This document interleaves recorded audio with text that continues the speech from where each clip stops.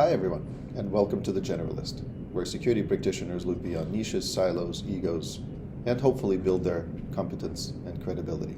My name is Ilya Umanskiy. What a world. For the past 2 months, I've been recording interviews talking about our hopes and fears with my colleagues and industry peers. And I don't remember that we discussed the invasion of Ukraine. And so, obviously, for a lot of us, we're looking at the constant stream of information and analyses about about this situation, about this war. And we're kind of asking ourselves, what lessons can we learn? I hope we're asking ourselves that question. Among many lessons that are coming from history and geopolitics, I had to focus on three that kind of stand out in my mind as being very directly related to our profession, asset protection. And I want to talk to you about due diligence. I'll give you three dimensions of due diligence that I think are coming out of this new crisis as very interesting lessons. First, it appears Russians are terrible at due diligence. Why? Well, they're running out of hygiene supplies, medications, food, access to currency, financial reserves, printing paper. Some of the luxury possessions of the richest Russians have been seized. And the optics for Russia are pretty poor, despite the recent restart of their stock exchange and this very strange uptick in trading and I guess in value of the stocks that are allowed to be traded, which is another interesting point. But I'll, please read up on that. And also this strange jubilation about recovery of the ruble, which obviously is all a product of synthetic machinations, if you will. Anyway, Russians appear to be quite terrible at due diligence. And we can see that, as I said to you, through the lens of disappearance of different products and services, supply channels, and so on, that Russians would need to rely on even now, during the current atrocity they're causing in Ukraine. And so I noticed how they must not have had either the competence, capability, or resources to be able to execute sufficient due diligence to analyze different impacts from sanctions and exodus of international firms and so on. But I also feel that another lesson that's built in here is that even after many years of success or relative success, it seems like corruption eats away at the fabric of long-term success. Why? Because, as you can see, people with decision-making authority in the Russian government, who, let's say, Western partners and even people inside their own government were relying on for making prudent decisions, have fallen on the side of corruption and incompetence and lack of capability to be able to assess impact, both positive and negative, from the government's actions. And so it remains to be seen how Russia will be changing and how it will start digging out from the current crisis. It'll take, in my humble opinion, at least a generation to do this. The second thing that I'm learning, and I hope that you can take and to heart and analyze yourselves, is this interesting situation that's going on with the corporate sector.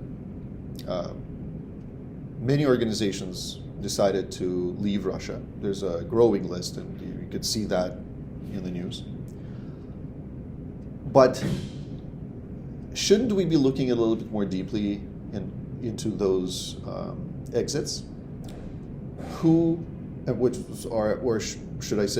Which companies are exiting with minimal impact, and which companies are hurting massively by way of this exit? Because the situation has been developing around this conflict, this tug of opinions and political games between Russia and Ukraine. It's been developing for 8 years, if not longer. So a lot of analyses could have been done, a lot of scenarios could have been reviewed, and sufficient due diligence could have been performed. And so I notice how now, just in the last 24 hours, it's March 25th today, the CEO of BlackRock comes out and says the globalization is ending. Okay, I take that comment, but I ask a question. Were there any indicators to prompt us to do better due diligence about this situation that we are observing now? Let's say 4 or 5 or 7 years ago, were we carefully assessing for the corporation's sake what kinds of scenarios could beset the corporation and how to get out of them with minimal pain? So it's worrisome for me to see that, okay, so Russians are corrupt and that corruption overshadowed any sort of competence. I get it. But are corporations suffering from lack of talent in terms of being able to understand risks and impact and conduct sufficient due diligence on different types of scenarios that could affect the organization? Is there a veil of confidence? Is there overconfidence? Seems to me that if we wait for another couple of years, we'll start seeing some interesting case studies coming out of this crisis where corporations were completely asleep and had to exit the Russian market with significant losses. Remains to be seen. And last but not least, I'm also taking the lessons that are coming out of this crisis, and I'm applying them to our industry, asset protection. That's also influenced in part by my recent projects that I've been very lucky to work on. And what I notice also is that we also, within our own industry, and the clients that are buying services and products from us, we're not doing a good enough due diligence on our own capabilities. We're not doing enough due diligence on receiving talent into our industry.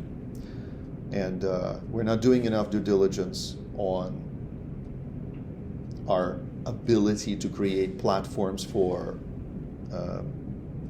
helping young and aspiring practitioners and those who have been in the industry for some time to actually build their competence and credibility. At the same time, our clients believe, in a lot of cases, it's a false belief that the products and services that are being offered to them and that are being sold to them are of good quality. And they don't know, or sometimes don't have capability to conduct due diligence on products and services that they receive. So, bottom line for me is I would like to challenge all of you who are receiving this message to reassess very carefully what lessons are coming out of this crisis for you, what lessons in terms of asset protection are coming out from this crisis, what lessons in terms of due diligence are coming out of this crisis. There's many, many additional points to think about. But I want you to think about these three parallels. The apparent, presence and of corruption in Russia, which destroyed ability to make prudent decisions through due diligence. The sense of overconfidence within organizations in the corporate sector that potentially also affects quality of due diligence. And last but not least is, are we good enough at doing sufficient due diligence about products and services that we offer within asset protection? And how can our clients conduct better due diligence on what it is that they're buying from us? I wish for all of you to stay safe and well. I wish for all of you to be able to control the situation around you to the best extent possible. I wish for us to not fall further into this escalation, into the war that we're seeing. I wish for this crisis to end very soon. I wish for people to not die because of this crisis. And Slava Ukraini.